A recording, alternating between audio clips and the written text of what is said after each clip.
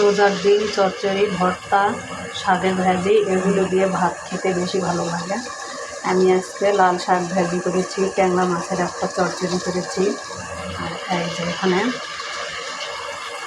Briquette মাছ দিয়ে এই যে আলু ঘাঁটি, সঙ্গে একটু ঘাঁটি থাকলে ভালো লাগে।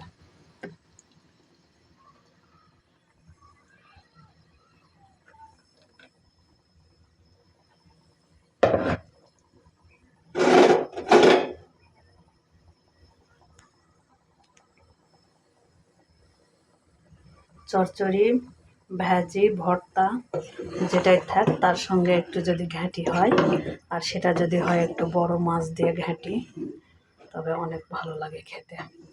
এই যে আজকে আমি ব্রিকেট মাছ দিয়ে আলু ঘাঁটি করতেছি, এর সঙ্গে লাল শাক ভাজি করেছি, আর হচ্ছে ট্যাংরা মাছের একটা চচ্চড়ি করেছি।